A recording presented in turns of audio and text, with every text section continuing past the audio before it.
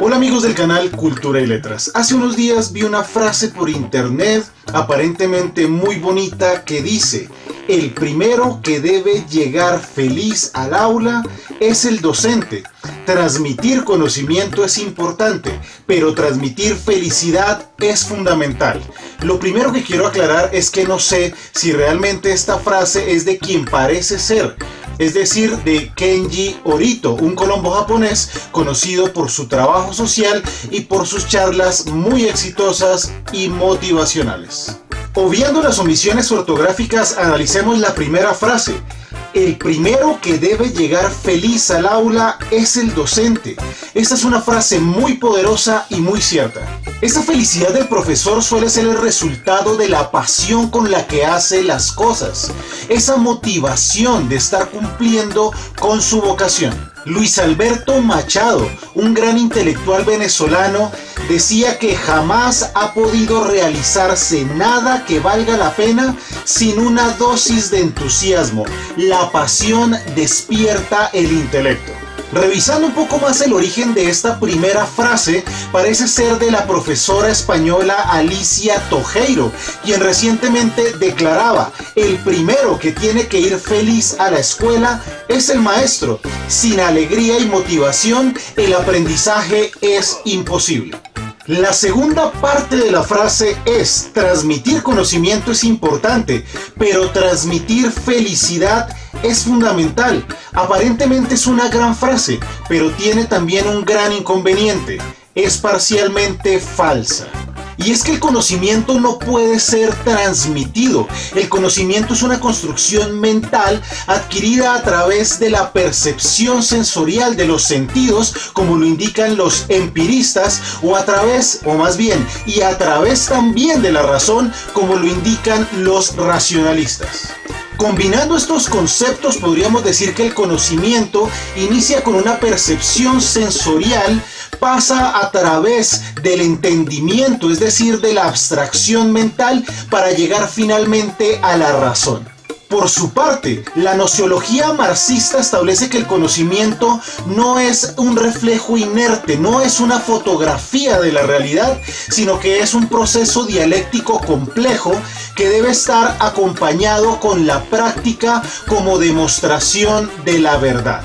Esta percepción de Marx acerca del conocimiento se condensa muy bien en la siguiente frase: el litigio sobre la realidad o irrealidad de un pensamiento aislado de la práctica es un problema puramente escolástico.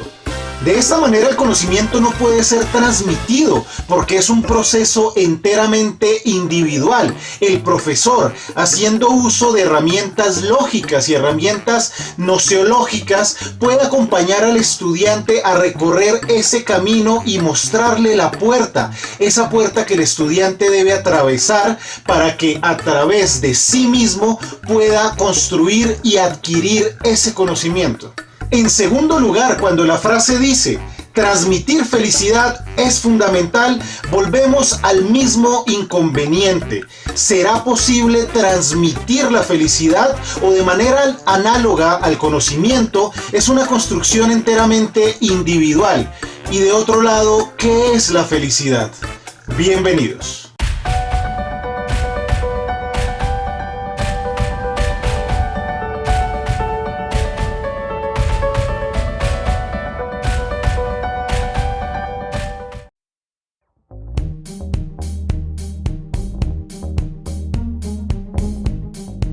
Los griegos veían la felicidad o eudemonía como el fin último de todos nuestros actos, como la plenitud, como ese bien supremo al que todo hombre debería aspirar.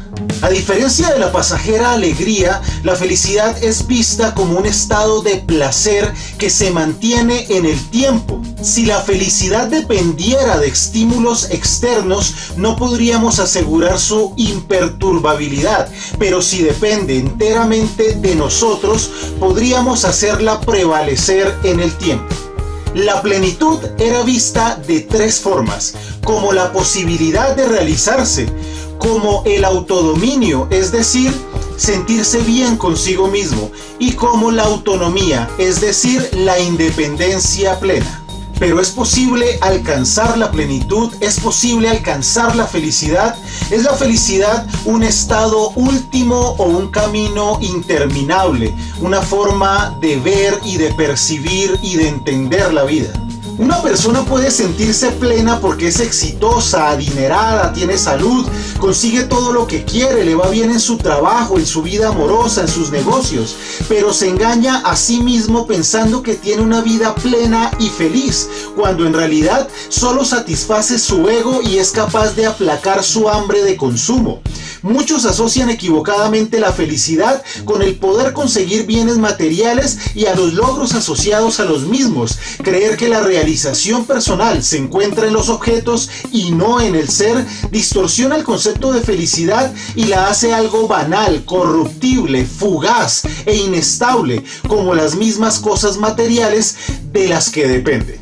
Para Sócrates, la felicidad está asociada con el saber y no con el tener. La fama, la riqueza y el placer son una mentira, son una ilusión que nos aleja de la verdadera felicidad. Al conocer la verdad, es posible alcanzar la felicidad. El secreto de la felicidad no se encuentra en la búsqueda de más, sino en el desarrollo de la capacidad de disfrutar con menos. Estas ideas se conectan muy bien con la famosa frase que aparecía en el templo de Apolo en Delfos: conócete a ti mismo, reconócete, mírate, encuéntrate. Platón, alumno de Sócrates, decía lo siguiente: el hombre que hace que todo lo que lleve a la felicidad dependa de él mismo y no de los demás, se encamina a ser feliz. Es decir, que tanto para Sócrates como para Platón, la felicidad es una construcción interna, que poco o nada dependen de los estímulos o de las situaciones externas. Para Aristóteles, la finalidad del hombre es la felicidad, y esta se alcanza a través de nuestro arete, es decir, nuestra capacidad para pensar, para hablar y para obrar con éxito. Se alcanza con el desarrollo de la excelencia, de la virtud, de eso que nos define como personas y nos hace ser lo que somos. Y esto se resume, para Aristóteles, en la razón, en el pensar. Así, la felicidad se alcanza subordinando esos instintos a la razón, la cual siempre busca la prudencia, el equilibrio, el punto medio. La felicidad depende de nosotros mismos. Séneca nos dice: las grandes bendiciones de la humanidad están dentro de nosotros y a nuestro alcance.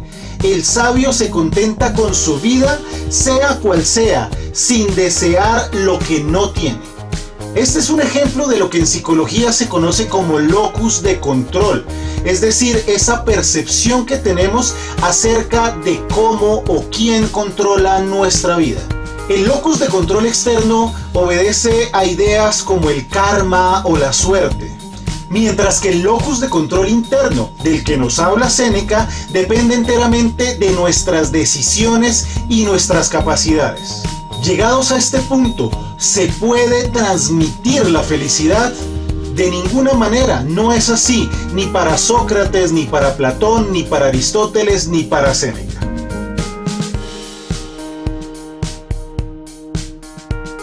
Diógenes de Sinope, perteneciente a la escuela cínica, vivía como un perro.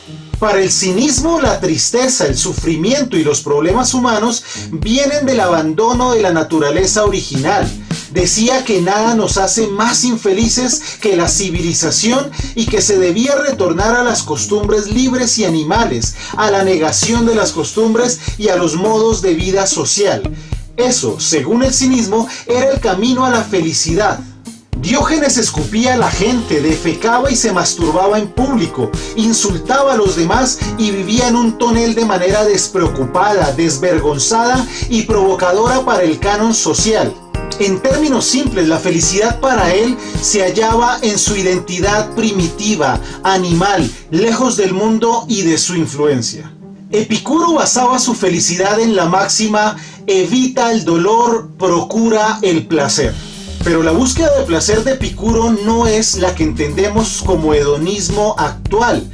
A lo que él hace referencia es al desprendimiento de las cosas, a la no dependencia, a entender que todo es pasajero y que no vale la pena sufrir por esas cosas que son finitas. El placer supremo y la felicidad vienen con la paz interior, con la tranquilidad del alma.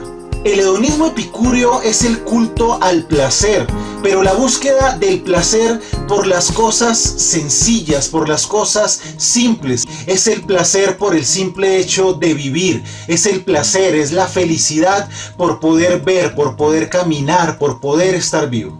Mientras que para la corriente utópica de Tomás Moro, la felicidad es algo imposible de alcanzar en esta vida y podríamos alcanzarla en la otra, siempre y cuando hagamos las cosas de manera correcta y transformemos nuestro entorno para bien, Nietzsche nos decía lo siguiente: la felicidad es el sentimiento de que el poder crece, de que hay una resistencia que ha sido superada. Para este nihilista existe la llamada voluntad de poder, una fuerza interna que nos hace enfrentar bien y superar todas las adversidades, y esta fuerza y este poder que tenemos es el que nos hace felices. Tanto para el liberalismo como para la democracia económica, la felicidad es un asunto privado, un asunto individual. Y John Stuart Mill nos dice lo siguiente: he aprendido a buscar mi felicidad limitando mis deseos en vez de satisfacerlos. Esta idea es prácticamente idéntica a la de Sócrates e insiste en que la felicidad depende de ti mismo y no de lo que pueda estar ocurriendo afuera. Es decir, no puede ser influenciada ni por las cosas materiales ni por el entorno. Thomas Jefferson, autor de la Declaración de la Independencia de los Estados Unidos, lo expresó de manera clara de la siguiente manera: todos hemos sido creados iguales y con ciertos derechos inalienables, entre los cuales está el derecho a la vida, a la libertad y a la búsqueda de la felicidad. Jefferson era consciente de que la felicidad no es un punto, no es una meta, sino un camino que debe irse construyendo paso a paso. Bertrand Russell, matemático, filósofo y premio Nobel de Literatura, dijo: hoy gusto de la vida, lo cual en la mayor parte se debe a la preocupación cada día menor de mí mismo. Él, al igual que Giovanni Papini, insistía en que la única forma de alcanzar la felicidad es abandonando el ego y los sentimientos asociados como la arrogancia y la envidia, en clara sintonía con las ideas del budismo y la búsqueda del nirvana. Para Kant, más importante que la felicidad es el deber, siendo el deber la naturaleza verdadera de la ética. Nadie puede avasallar a otro por buscar la felicidad. Primero es el cumplimiento de las reglas y después la felicidad.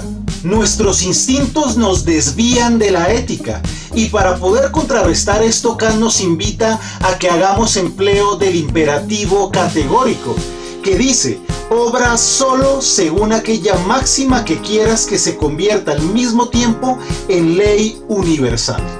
Así, cada hecho que se realice debería pasar a través del filtro del imperativo categórico para saber si esa conducta es la que debería imperar en el mundo desde la ética. La felicidad, más que un deseo, alegría o elección, es un deber. Pero la ética y la moral no es lo que nos hace ser felices, sino lo que nos hace ser dignos de ser felices. Por esta razón Spinoza nos decía: no hay mayor felicidad que la de comprender y pensar.